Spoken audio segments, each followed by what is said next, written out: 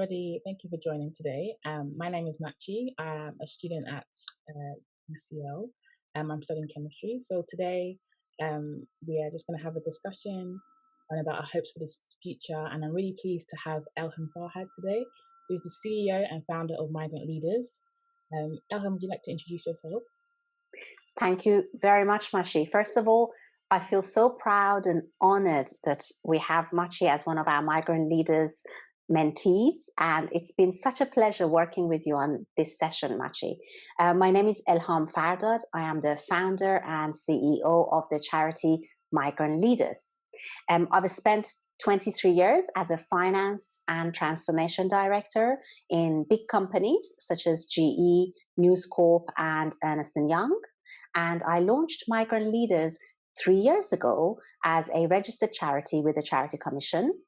And it all happened because an important review was published back in 2017 called the Parker Review, which looked at the ethnic diversity of UK boardrooms. And when I looked at the numbers back then, the numbers were a lot worse than I expected. And knowing what we know, because of the root causes of lack of ethnic diversity in UK boardrooms and across a number of grades in the corporates, I realized that we need to do something industrial about this. So I launched Migrant Leaders Charity, and our development program has 3 elements for young people between 16 and 25.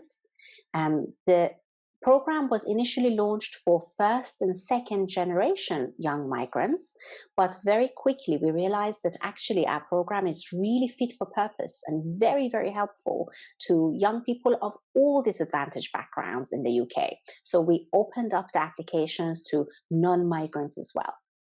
So as a result, today we have around 450 young people on our development program, and we have over 510 senior mentors from 95 FTSE 100 and leading firms.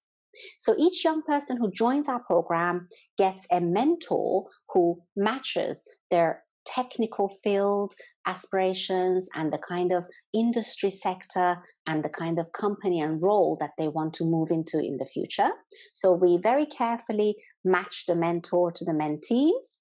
And they also get the opportunities to attend our corporate workshops, conferences, and to apply for our internships and work experiences with our corporate partners who are Anglo-American, Smith & Nephew, and Kantar, among others.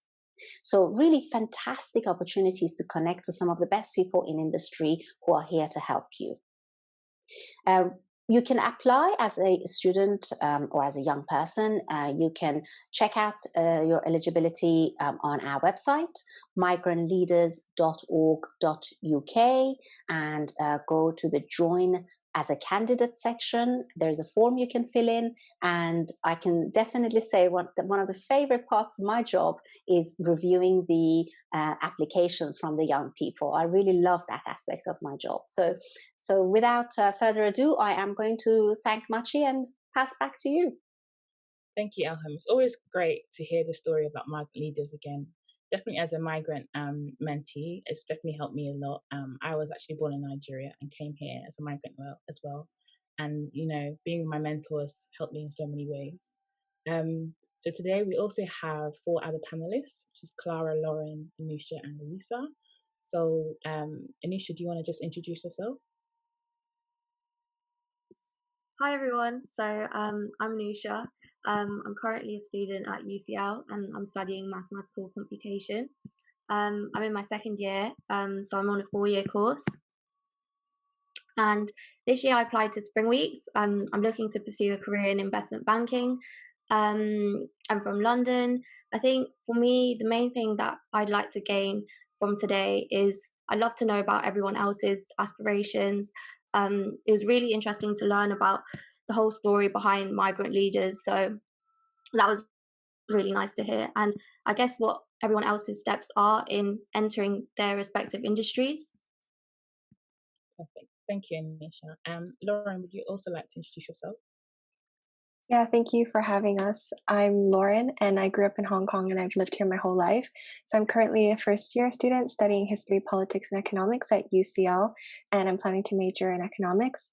So, in terms of a career I want to go into, I'm still pretty much exploring a wide variety of industries, from finance to marketing to consulting. I'm just hoping for a role that maybe combines the perfect balance of creativity and business. And I'm really happy to be here today and part of this discussion. And yeah, like Anushka, I also want to just be able to hear everyone's different stories and aspirations for the future. Thank you, Lauren. Thank you very much. Clara, would you like to introduce yourself as well? Sure. Hi, everyone. I'm so happy and so excited to be here. It's my first time being a panelist, so I hope I do as good and as everybody else. Well, as Machi said, I'm Clara. I was born and I grew up in Namibia, but my parents are Spanish, so that makes me half Namibian, half Spanish. I'm currently a first-year student at UCL studying mathematics with economics. And just like Anusha and Lauren, I hope to hear everybody else's hopes and ambitions, and also to voice mine. Sometimes when you voice out your dreams and objectives, they seem slightly more possible. And yes, it's a delight to meet all of you. Thank you, Clara. Louisa, would you like to introduce yourself? Yep, so hi, nice to meet everybody. My name is Louisa. I'm originally from Singapore, and I'm a first year economics student at UCL. So in terms of career development, I'm currently looking into pursuing a career in consulting, and I hope that I'm able to share more about my insights on how I'm currently achieving my goal. And through this panel, just like what everyone else has said, I really hope to just learn more about everyone's motivations and also everyone's dreams and hopes for the future. Thank you. It's quite interesting to see that we all study different subjects, and we all kind of have different, aspirations. I do have a question for you, Elham. So, as a mentor, I think a lot of students might not know where they want to go, what career aspect they want to try to enter. So, what advice would you give a student who perhaps doesn't really know what they want to do, but needs advice? Machi, thank you. In short, I would say get exposure. Talk to multiple mentors. Sometimes people have a misconception that you can only have one mentor or one advisor. But no matter how good a mentor or advisor is, they're only going to have a certain set of experiences and perspective. So talk to multiple people. That's why at Migrant Leaders, I don't hesitate to jump in, even if a mentee has already got a mentor through our Migrant Leaders Development Programme. If I have something useful to add, or I'm able to connect them to someone that is exactly right for their career aspirations, I don't hesitate to jump in and give additional support. So talk to multiple people, get experiences. The spring internships are really useful for that. Apply to things. In short, get exposure so that you will know what feels good, what doesn't feel good, and what you could love. Above all, find out what you love and what leverages your strengths. Before we go on to any further comments, I mustn't forget that as Anusha, Lauren, Clara, and Louisa were talking, it occurred to me, given the aspirations that they talked about, there is a PE House internship right now that is particularly suitable for Anusha and Clara. And Lauren, that you talked about creativity, business, analytics. We have analyst roles and internships at Kantar, one of our corporate partnerships. That business speaks to exactly what you asked for as you were describing your aspirations. And I would say, Louisa, I know you're in your first year doing economics, but there is a partner at EY Advisory who comes from exactly the cultural and the background that you described. I ought to introduce you to this EY partner. I have a feeling he would be a good mentor and advisor for you. That is amazing. That is honestly amazing opportunities to give. I can also definitely testify the idea of having a mentor. I have a mentor through Migrant Leaders, and honestly, the advice she's given to me has been amazing. Like now I know the kind of aspirations I want, the kind of career I want, just because of her experiences. So speaking about career and aspirations, Clara, what are your aspirations and what are your career perspectives? Okay, wow, that is a big question. I guess, like all of us, when we start university or start something new, you aspire to make a difference, right? I mean, I've been fortunate enough to have so many opportunities, and my parents have helped me and encouraged me so much. And I guess I just hope to try and, at some stage, give back everything that I've received. So, I mean, you might not know me well, but I'm perhaps one of the most undecisive people there exists. I mean, when I had to decide what to study in university, I was between mathematics and history and international relations. So you can completely imagine me as a person. So I wasn't really sure until recently that finance was the industry I wanted to go into. But I started reading about sustainability and sustainable finance. And that's where I realized that that's where I can actually make a difference, right? Because I mean, money can be used to make so many good things and create such a positive world. I mean, sometimes we have this negative view of money, right? And so my aspiration and well, my projection for maybe 10 years' time would be to have a position of leadership and to try and help make a difference in the world through sustainability, ESG, and yeah, just give back everything that I've received so far. I think that's a very interesting point that you talked about, giving back. I think everybody has probably benefited from someone helping them. I know, Elham, you had a career, I know you did EY, you did several other experiences as well, and now you're you're the CEO of Migrant Leaders, which is really about giving back. How did you know, you wanted to really, pursue something like Migrant Leaders? For me, the desire to do Migrant Leaders was a little bit accidental, actually. A lot of young people, sometimes they ask me, how can I be a future leader? How can I succeed? How can I give back to society? How can I make my first million by the time I'm 25 and my first 10 million by the time I'm 30? I always say, don't start with those questions first. I understand those ambitions, and I think it's brilliant that there are ambitions and aspirations, but always start something by trying to solve someone else's problem. And for me, that's how Migrant Leaders started, because the Parker Review showed me that there's a problem out there. And importantly, it's a problem that I can help contribute to, I can help solve, because I've got good connections over a 25-year career in corporates, in GE, News Corp, Ernst & Young. I know how to design development programs, and this is a purpose I really care about. So all the elements were there that I realized I could really make a contribution to help solve this problem. And that's why I went about doing it. But at the same time, it's not about making bold statements or taking unnecessary risks. Even though in my heart and mind, I knew this is the right decision to launch Migrant Leaders, where I could, I mitigated the risk. For example, for the first 2 years of Migrant Leaders, I carried on working at EY full-time. I developed Migrant Leaders, during the day, I was working on EY clients, then evenings busy with my kids. And then when they were asleep, I worked on Migrant Leaders during the evenings, weekends, holidays. And then that helped me tip my toes in the water, realize that there's demand for Migrant Leaders and that already some really good impact is being created by the program. And that's when I knew this is really worth me spending full time on. So then I left EY, and then the charity has taken off in a bigger way since then. So it's all about taking measured risks, using your heart to know what you love, using your mind to validate that decision, and then taking measured risks. That's very good advice, actually. I like how you said, taking steps, taking measured risk. I think that's something that everyone should take one. And talking about taking steps, Anusha, I know you want to go into investment banking. So what advice would you give maybe to other students, or what steps are you taking, or measured risk, I guess, to try to facilitate your career progression into investment banking?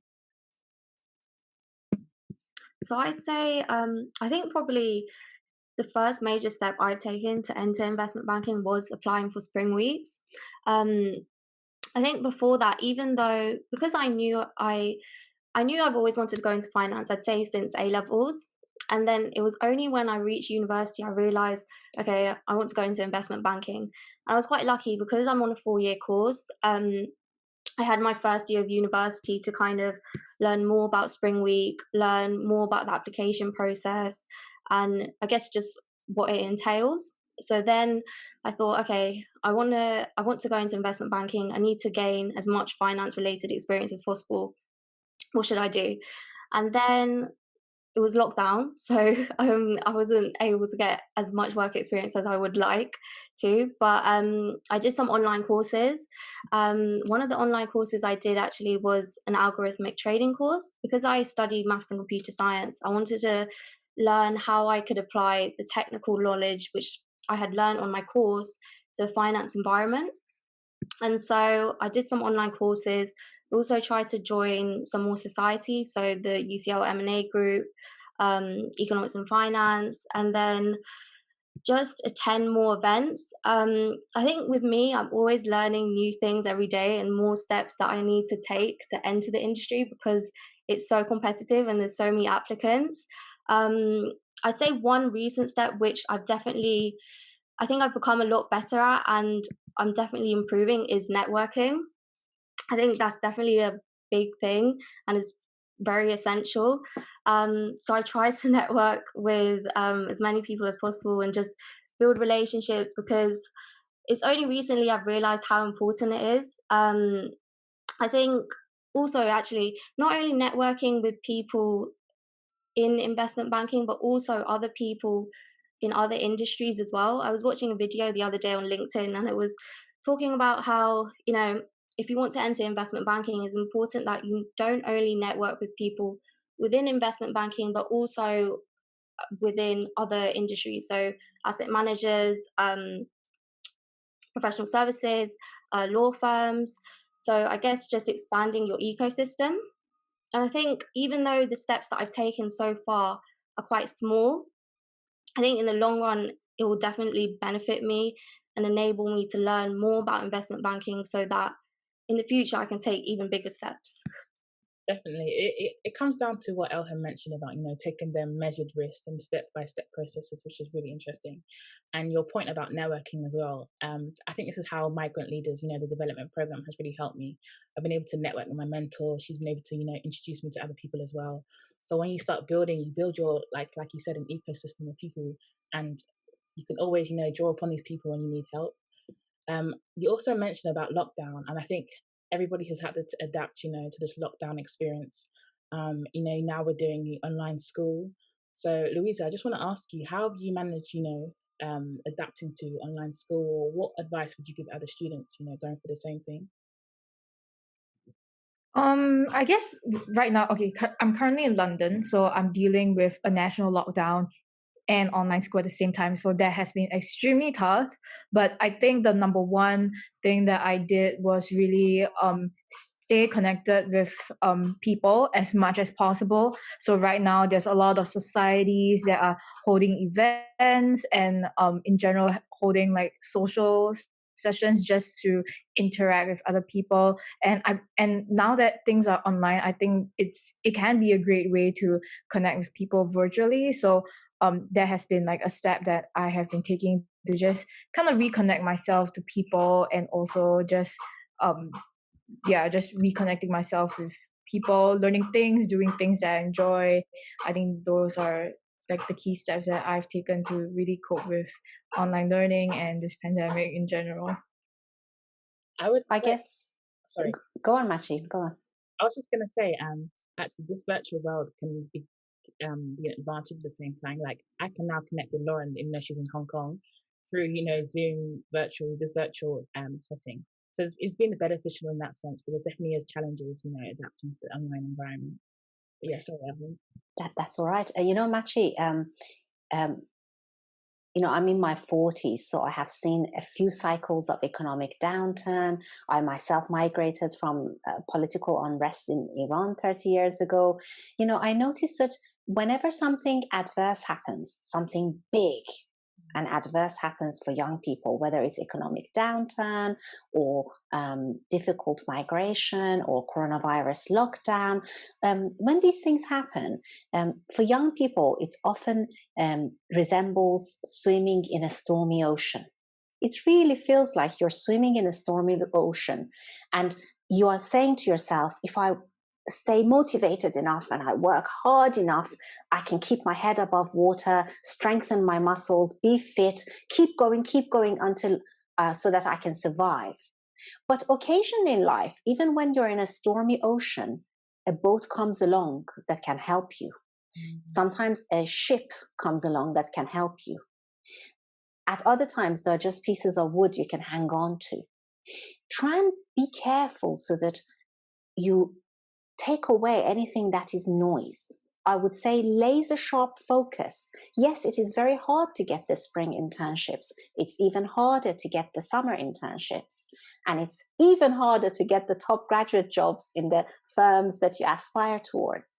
But don't make life hard for yourself, because sometimes we're so busy swimming in this stormy ocean that we see a piece of wood, we hang on to it, and we think, I've got to hang on to 20 pieces of wood, when there's a boat there waiting for you.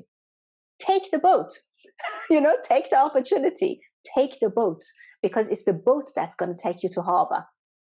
So that's, for me, is a bit of a on-the-spot analogy for when you see shortcuts, when you see connections, that if you go for meeting that connection and focus on building a strong relationship with that mentor, that connection, that development program, it could be a shortcut to what you aspire towards. Absolutely. No, that's absolutely. It's interesting, it's kind of also goes back to networking again. The people in your circle can definitely, help you get to certain places. And actually touching upon that, Lauren, have you had a situation where I guess perhaps you networked with someone, or you had an experience which helped you get to? Because I know you have you had spring offers now. So what can you say that's helped you, get that spring offer?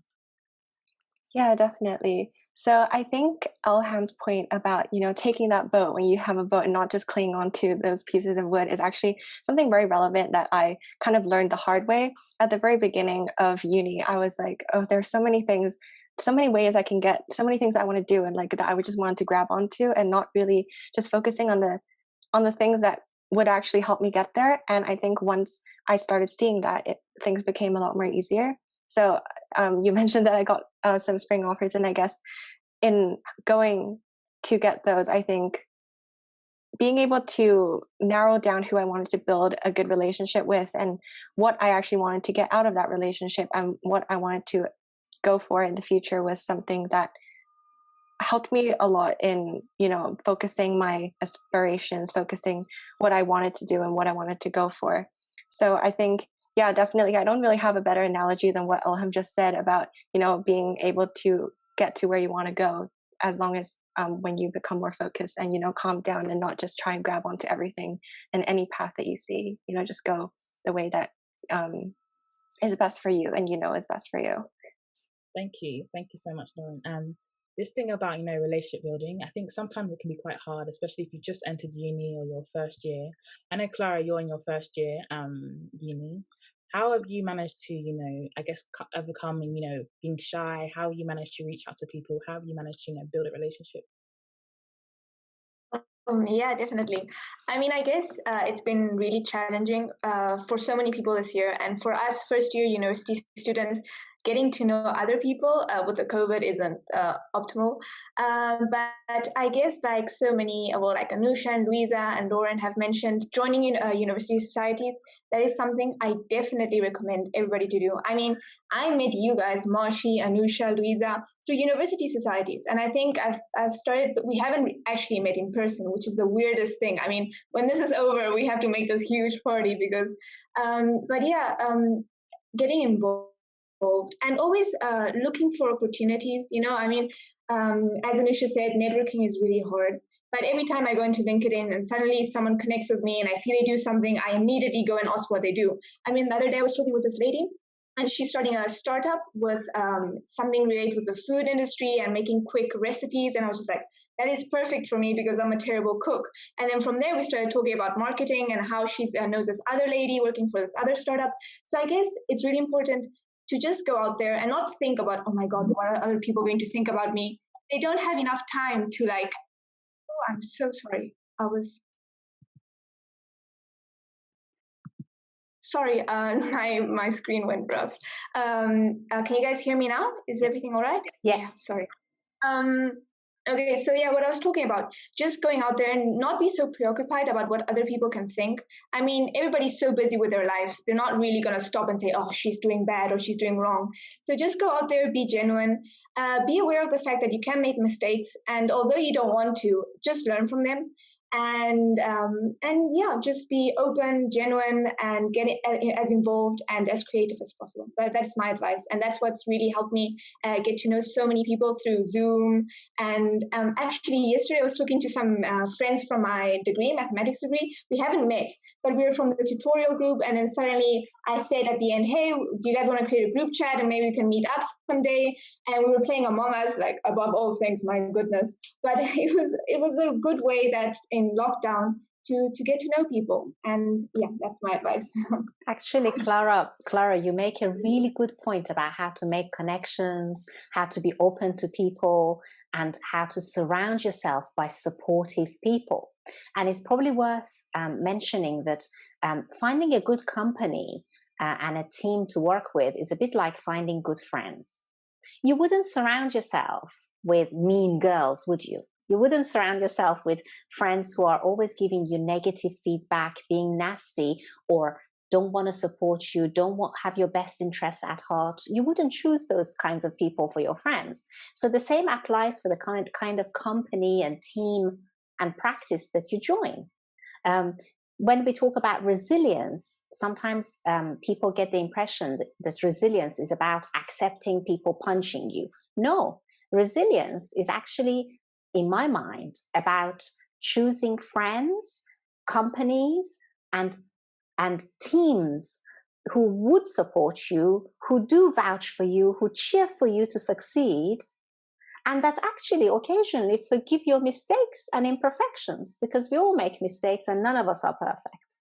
So in selecting people around you and the people you network with, choose people who have your best interests at heart and want you to succeed and be happy.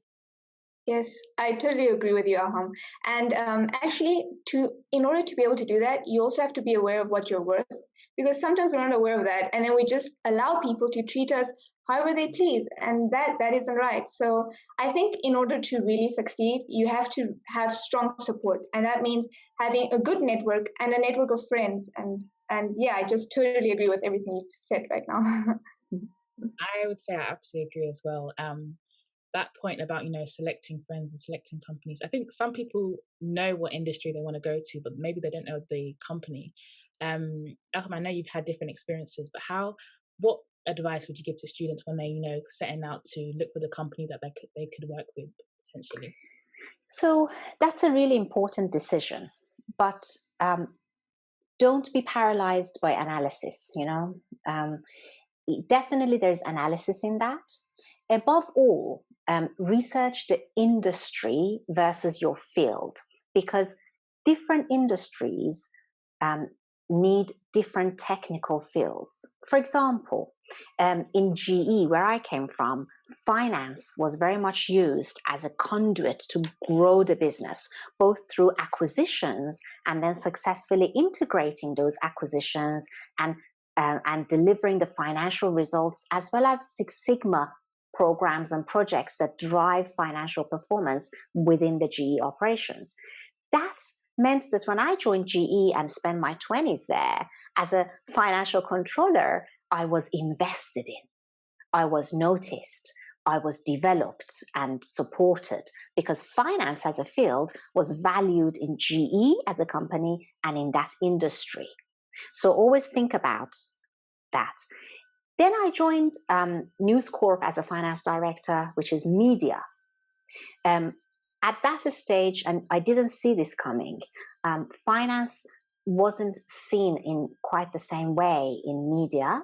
I didn't know, but I discovered that in media, it's the content creators who are king, not finance. The creatives are king, which actually, with hindsight, it makes sense now.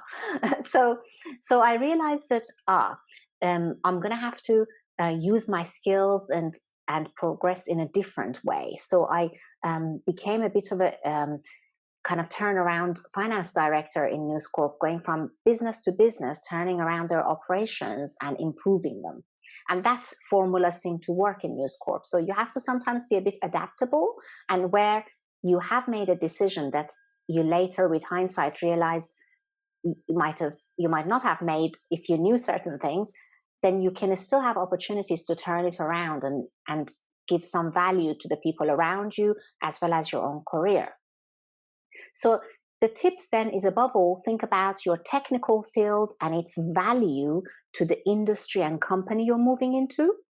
But within that, research the company. All companies these days on their websites and their marketing communications they're all saying the right things about their view of people, diversity and inclusion. So that cannot be your only source of research. Talk to a few people who actually work in that company, especially now or in recent years, and ask them, what are the chances of someone like me succeeding and moving up in that company?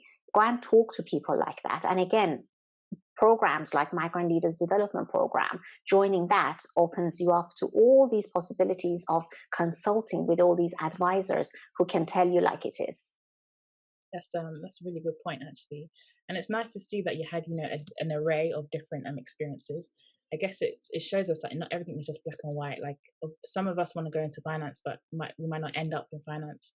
Just speaking about that, Louisa, where do you see yourself, I guess, in maybe like 5 to 10 years? So previously I mentioned that I'm currently interested in pursuing a career in consulting.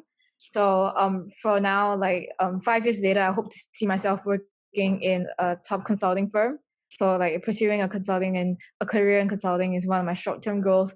And in the longer term, I really hope to one day start my own consulting firm. And Elham, you mentioned how you start Migrant Leaders, and I think I was really greatly inspired by his story, because I think it really takes courage and a lot of initiative to really build an idea from scratch, and also really make an impact on the community. And that is a goal that I hope to pursue in the long term, and maybe 10 years from now, hopefully, fingers crossed. That's a very interesting point. I think it's not always easy, leaving your comfort zone and then deciding, okay, I'm going to start something. I think it takes some confidence, building that confidence. I guess, Anusha, I know you're on your second year. Do you have any advice, I guess, to students who are looking to build that confidence? Maybe they want to start something, or whether it's just confidence making friends. What advice would you give students? I think, especially at this point of time where everything's online, I think you have to be even more confident than ever, because it's just so hard to interact with people online. It's a lot easier in person. So I think probably my main advice is just, like Clara said, just go to events, go to online events, meet as many people as possible. And then even after you meet those people, connect with them on any platform if you want to make friends. If you're interested in if they've applied for Spring Week as well, if you're interested in what they've been doing, I think always to just follow up on that connection you've just made, especially because everything's online. I think it's 10 times more difficult. But I think definitely just putting yourself out there, I think that's the main important thing to gain confidence. And also just thinking that, not caring about what other people think either. I think with me, one of my weaknesses was that for a long time was that I always used to care what other people would think. So then, I guess that's why I used to refrain from networking, because I would think, okay, if I message this person, they're not going to reply. But then I thought, okay, if they're not going to reply, that's the worst that can happen. I'm probably not going to see that person again. So it's fine. You just have to go for it. So I think just don't care about what people think, put yourself out there and go to as many events as possible. No, definitely. It's reassuring to know that, you know what, even you could be a strong person, but you know, everybody goes through their own, you know, struggles, everyone goes through their own weaknesses. I feel like everybody also has their own worries. Lauren, I just want to ask you a question. Do you have any worries about your future? I know you want to do consulting or you want to go into finance. What worries do you have concerning the future? Yeah, I think one of the biggest worries that I have about my future is just making the wrong choice in terms of my career path. You know, I I feel like that there is no such thing as, you know, taking a wrong step, because, you know, if you've done something and you realize that you hate it, at least you know that you hate it and you can focus your efforts to something else. But at the same time, it's kind of like, oh, like I want to start off in a good place, you know? I think that's probably one of the things that's always on my mind, you know. Do I want to start in consulting or finance or marketing? Like, how can I use this time in my 3 years at high school, university, and, you know, figure out what I want to do? But I think at the end of the day, you know, it's okay to not know what you want to do. I think people go through so many career changes. You know, some people start up their businesses like way after they've graduated, way after they've already become really senior in their first job, maybe. And I think just being open to new things and, you know, learning from people around you is probably the most important thing to always have, to always do. I think I don't think there's any point like worrying about what's going to happen in like 10 years time. You know, priorities change, the world changes, everything's always evolving. Even you yourself are always evolving. You know, I definitely hope that I'll keep evolving. So I think, yeah, I I think that I just want to let everybody know that it is that I think a lot of people are going through the same kind of worries about not knowing maybe where they want to be in the future, but that it's okay. And yeah, that's kind of where my mindset is in terms of that question. Thank you very much. You know, Lauren, the point you made about being a little bit afraid of making mistakes when it comes to career decisions, I would say that it's useful to distinguish between 1 week, 3 week, 4 week internships that you might do in the spring or summer versus some other types of internships that you have the opportunity to take on while you're at university. For example, this PE house, private equity house that we're working with, are looking for an intern during their second year and third year at university. So you'd be working 10 to 15 hours a week for a year or two with a private equity house. And during that time, you will have tried such an analyst quantitative role in the investment banking private equity sector. You will have developed connections and skills. And if at the end of it, you can't see yourself doing that for the next 5 years, at least you found out while you were at university. So you might go and do something a little bit more creative in combination with quantitative, such as at the company I mentioned, Kantar. So try things out. That's something that's very valuable, actually. And I think maybe just to wrap up, a valuable question would be, because Elham, I know you did different experiences. You did GE, you did a bit of media. How do you know when there's a time for maybe a career change, or how do you know when, you know, okay, let me just stop for a minute? Maybe even thinking about having a family. What advice would you give to someone that, you know, maybe wants to pursue something?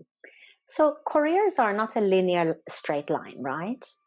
And different people do make decisions in a different way to me, and that's all right.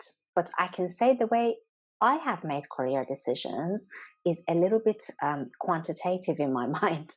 And I know I'm talking to the right audience here when it comes to quantitative decision making, given the subjects you're doing. But I always intuitively extrapolated. In any company or team or role I was in, I had a feel for, given the combination of my skill set and where I am and what their objectives are as a company, you can extrapolate where you're going to land and where on the curve you are. Yeah, the kind of the growth curve. And if I felt that I am in a part of the curve where the gradient is high and there's potential for progression, learning, and growth, I stayed. But if I sense that I'm on top of the curve and it's flattening, I always felt that perhaps now is the time to leave. Having said that, when you combine that with a time when you have other considerations, for example, in my early 30s, I had children. So I stayed in News Corp for 6 years. If I didn't have children, I wouldn't have stayed for 6 years. And when I look back, it was the right decision because it was a decision for my family, making them a priority. So, at any point in time, you make the decision both quantitatively and qualitatively, given your family considerations. I think that was some really nice advice to take upon. Just also knowing your skill set, like anytime you feel like you've reached a certain point that you can add value to the company, then maybe it's time to think about, okay, what next can I do with the skills that I have.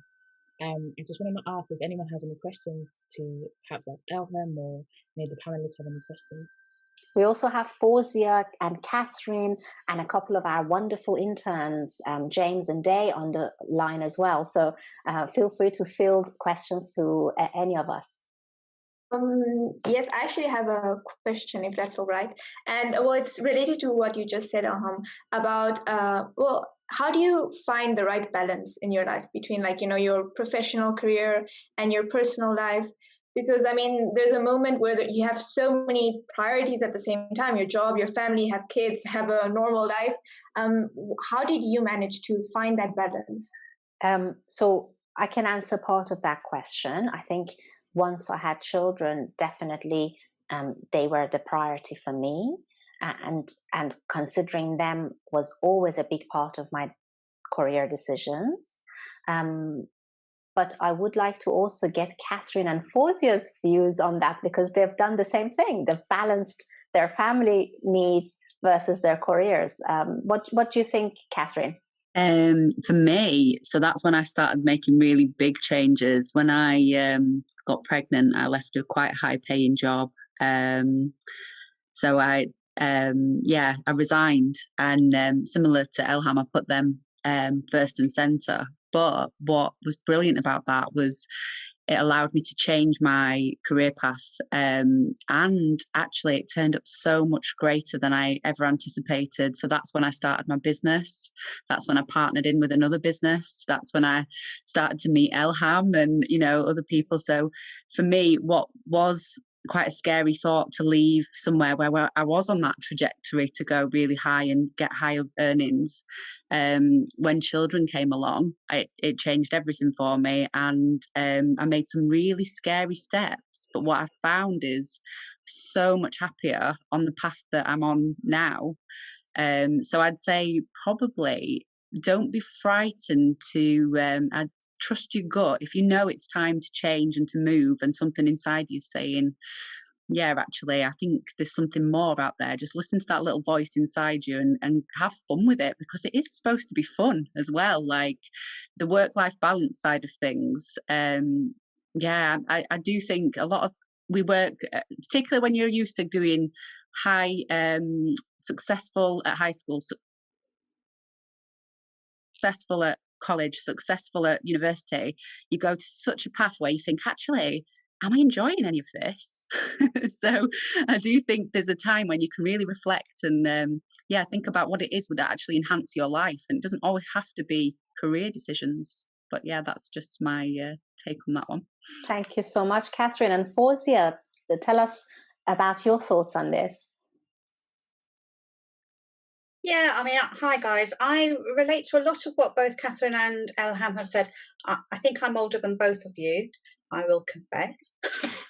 Only ever so slightly, Fauzia. And I did the same. After I had my son, and before I decided to have children, I was on a career promotion path, traveling quite a bit with work. And quite frequently with work as well, conferences and this, that, and the other.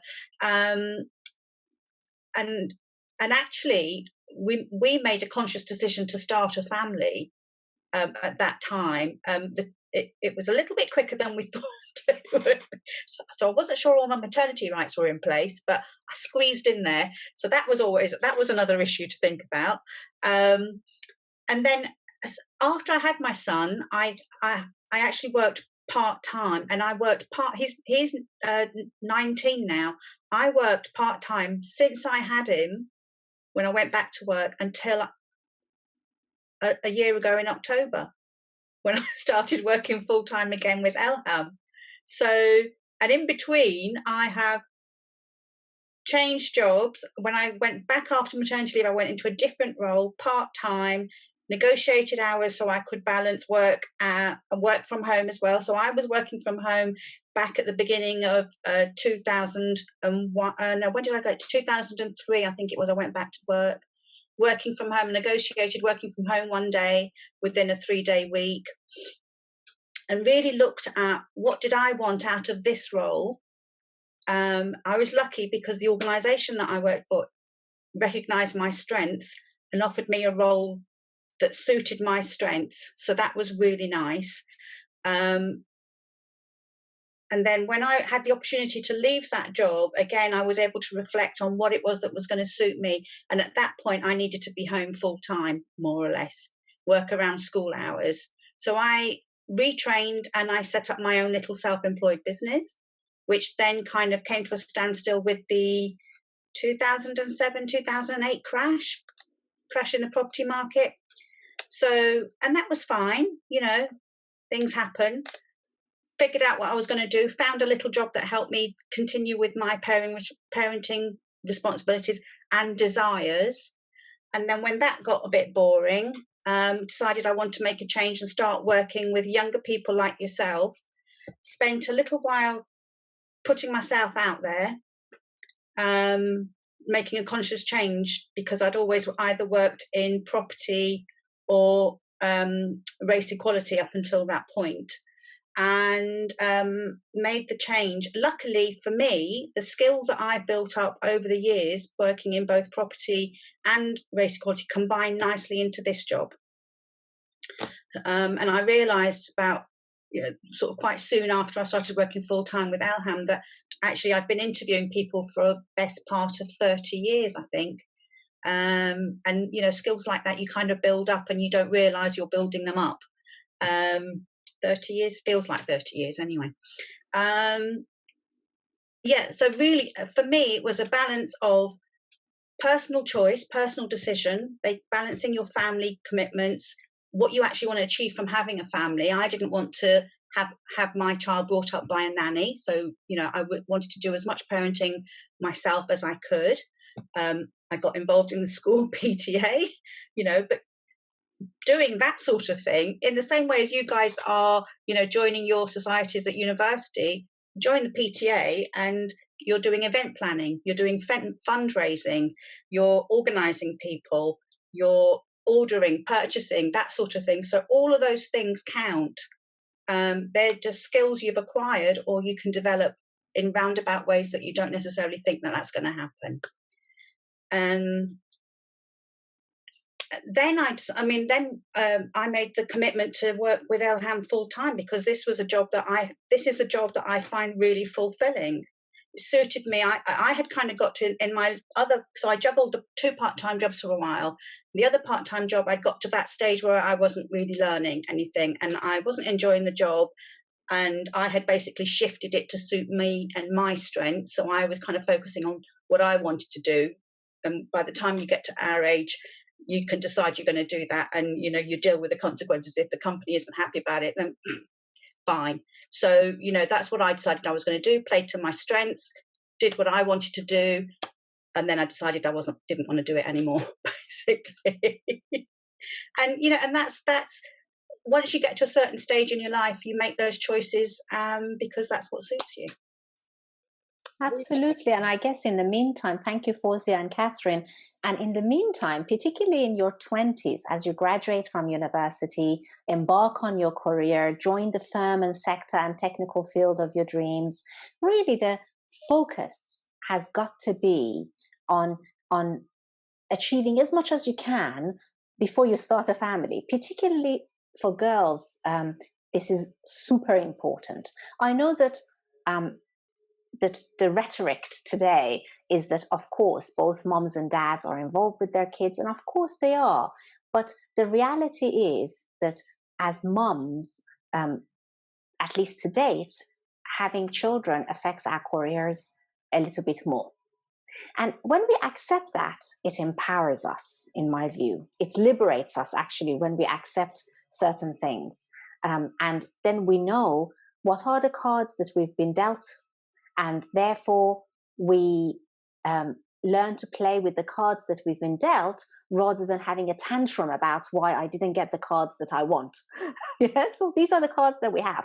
Therefore, our game plan, I think, should be that in your 20s, you're graduating from a top university, UCL and others. In your 20s, you enter the firm and field and job that you like. You try things out, accelerate and progress as fast as you can, get as many promotions as you can, have as many experiences and fun as you can, because once you have children, even though you carry on working and succeeding in your career, inevitably your family does become your priority. So really, in your 20s, focus is the name of the game. I do want to add one more point about something that came up early in the discussion: confidence. I feel inclined to make the point that, in my view, confidence is not a destination, and it's not a straight line either. Those people who appear to be confident are not feeling confident every day. And even on days that they look confident, I can tell you from my own personal experience, they're not necessarily feeling confident that day. So don't worry too much about confidence. Just remember that it's okay to have ups and downs in your confidence, and that confidence comes from little successes. So go after those successes, and the confidence follows shortly after.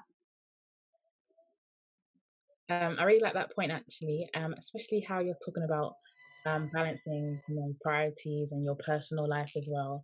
I guess there's always a risk to doing it, but risk comes with reward. That's what I would say. And I'm just conscious of time. I don't know if anyone has just one more question before we can wrap up. I have one question before you guys go off.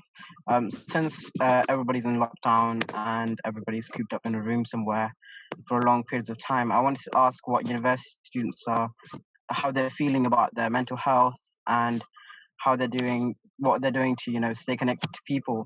But also, since you guys can't physically meet people, it must be quite difficult doing tutorials and lectures in a room by yourself. So I just wanted to know what kind of experiences have you had so far, and what are you guys doing to keep on top of that?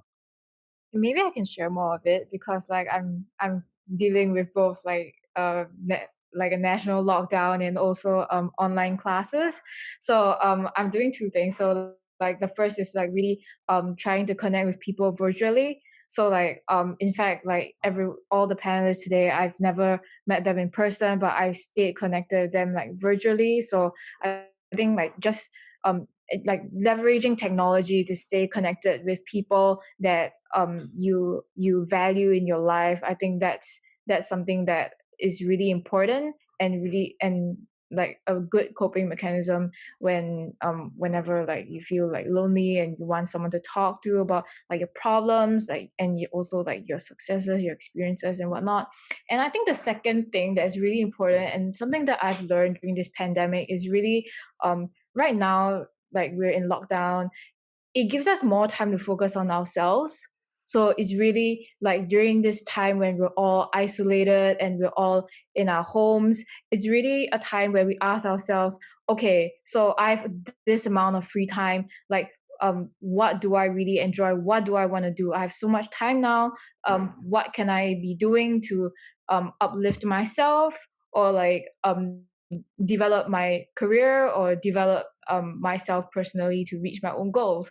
So it's really about like finding out what you enjoy doing and doing that. So in this pandemic, I've also taken utilize opportunities such as like networking events, and I've also been using this time to pursue my own personal hobbies, which I have not been able to do so if it wasn't for the lockdown because of my busy schedule. So right now I'm really into cooking, And I think I've been spending a lot of my free time just trying out different recipes and just exploring different ways of cooking some of my favorite dishes. And since I'm away from Singapore, I think it's also a great time to just pick up recipes that is not found, that just pick up recipes for like local cuisines that can't be found like in any restaurant in London. So yeah.